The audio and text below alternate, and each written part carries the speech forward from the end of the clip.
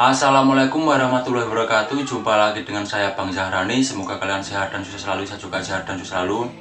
Di videoku kali ini saya akan memperkenalkan aplikasi-aplikasi apa saja yang dipergunakan untuk main YouTube.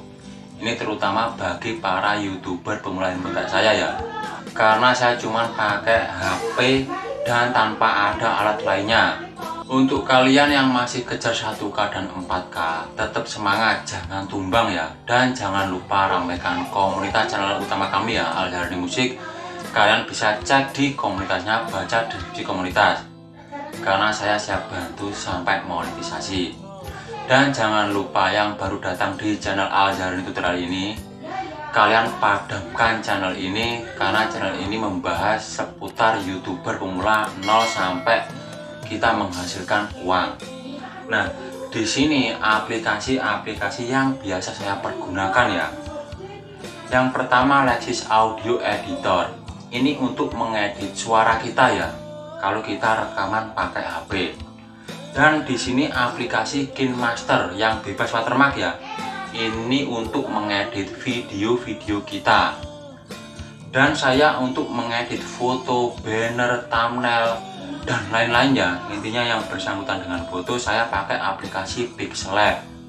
Dan di aplikasi YouTube Studio ini, kalau kita mau buka-buka estimasi pendapatan atau subscriber atau kita mau balas komentar, kita bisa buka di aplikasi YouTube Studio ini ya. Dan untuk kita yang misalnya mau upload video, setting channel, kata kunci channel, dan yang lain-lain untuk channel kita di YouTube, kita setting bisa lewat browser ya.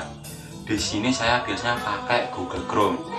Cuman di sini saya untuk mengedit caranya edit suara dan untuk caranya edit video atau untuk editnya foto dan yang lain-lain, ntar bisa kita bahas di video selanjutnya. Jadi di sini saya cuman membahas aplikasi-aplikasi yang biasa saya pergunakan ya. Untuk Lexis Audio Editor untuk mengedit suara, dan aplikasi KineMaster ini yang bebas watermark untuk mengedit video, dan aplikasi Pixellab untuk mengedit foto.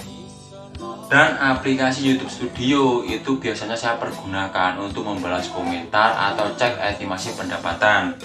Dan di aplikasi browser Chrome ini, YouTube Studio, kita masuk di browser Chrome, kita untuk menyeting channel kita dan upload video.